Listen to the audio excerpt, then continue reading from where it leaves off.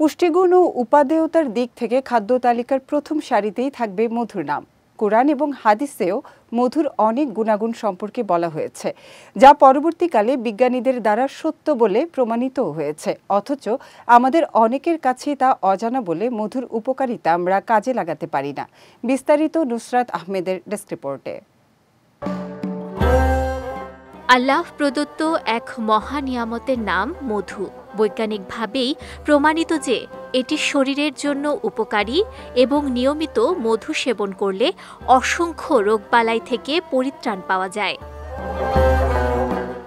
পবিত্র কোরআনে মধু নিয়ে আল্লাহ জানিয়েছেন, মুত্তাকিদের যে জান্নাতের ওয়াদা দেয়া হয়েছে তার দৃষ্টান্ত হল, তাতে আছে নির্মল পানির নহর, দুধের ঝর্ণা যার স্বাদ পরিবর্তিত হয়নি, পানকারীদের জন্য সুস্বাদু সুরার নহর এবং আছে পরিশোধিত মধুর ঝর্ণা।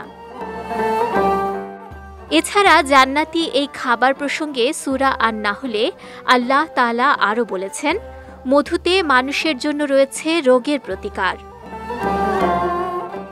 মধু একদিকে যেমন পুষ্টিকর খাদ্য, তেমনি রোগ নিরাময়েও একে মহা ঔষধ হিসেবে গণ্য করা হয়। প্রিয় নবী সাল্লাল্লাহু আলাইহি ওয়াসাল্লাম মধু অত্যন্ত পছন্দ করতেন।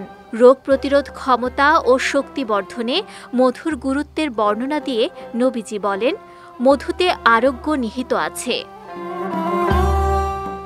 যুগ যুগ ধরে বহু বিজ্ঞানীরা জান্নাতি এই খাবার নিয়ে নানা গবেষণার কথা তুলে ধরেছেন, যাতে বলা হয়েছে শক্তি বৃদ্ধি, হজমের সহায়তা, কোষ্ঠকাঠিন্য দূরীকরণ, পাকস্থলীর সুস্থতা, দৃষ্টিশক্তি বৃদ্ধি, রক্তশূন্যতা দূরীকরণ, ফুসফুসের যাবতীয় রোগ ও শ্বাসকষ্ট নিরাময়, অনিদ্রাসহ নানা রোগের মহাঔষধ এই মধু। আজ থেকে প্রায় 1400 বছর পূর্বেই মহান আল্লাহ আমাদের কোরআনের মাধ্যমেই এই খাবারের গুণাবলী সম্পর্কে জানিয়ে দিয়েছেন। নুসরাত আহমেদ, বিজয় টিভি, নিউজ ডেস্ক।